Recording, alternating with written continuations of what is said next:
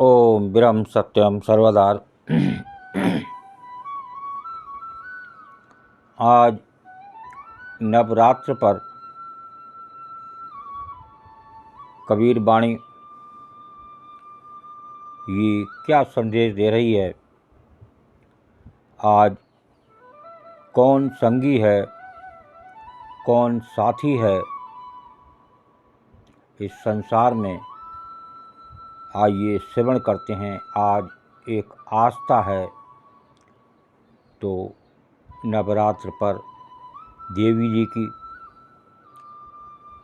जो एक प्रभु का जाप करके वो देवी जी बनी। तो आइए श्रवण करते हैं बहुत ही सुंदर कबीर वाणी। मेरा संगी कोई नहीं,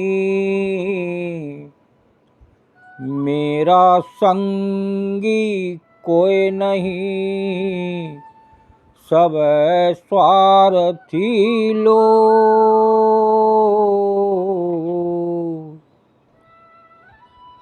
मन परतीत न उपजै, मन परतीत न उपजै, जिये विश्वास न होए कबीरा, जिये विश्वास न होए। मेरा संगी कोई नहीं, सबे स्वार्थी लोए, मन प्रतीत न उपजै, जिये विश्वास न होए। आज जिस प्रकार लोगों में एक देवी जी की आस्था है, बड़े श्रद्धा के साथ 9 दिन उपवास करते हैं और व्रत रखते हैं।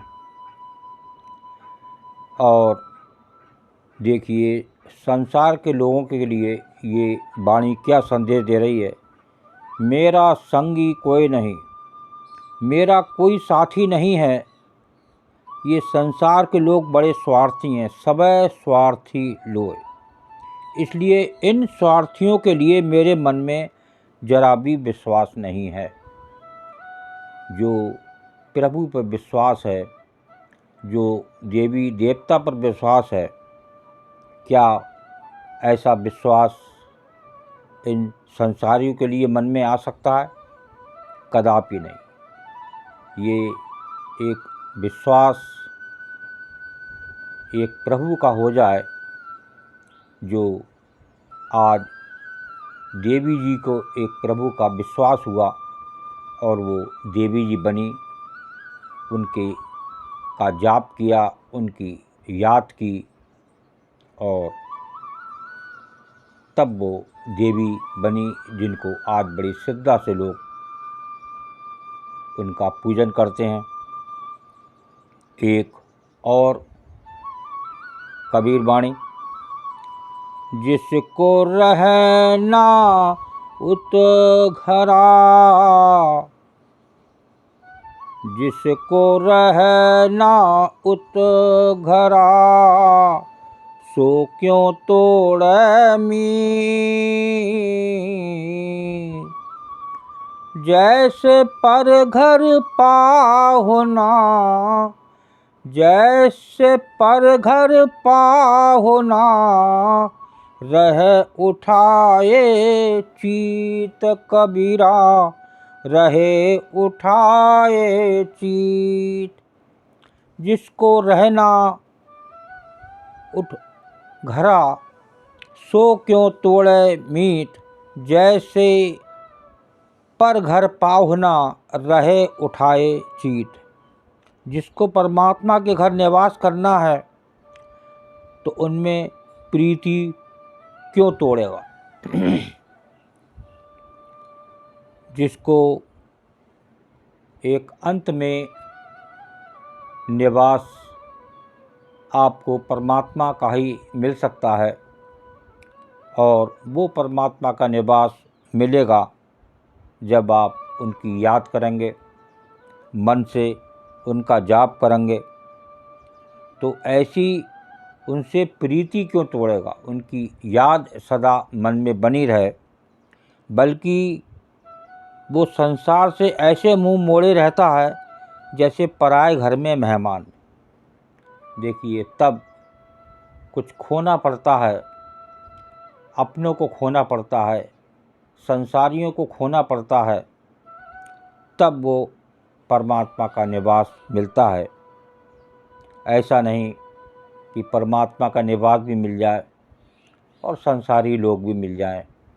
तो यहाँ पर बिल्कुल क्लियर वाणी संदेश दे रही है, जिसको परमात्मा के घर निवास करना है तो उनसे प्रीति क्यों तोड़ेगा। उनकी याद, उनका जप बराबर चलता रहे, बल्कि वो संसार से ऐसे मुंह मोड़े रहता है जैसे पराए घर में मेहमान।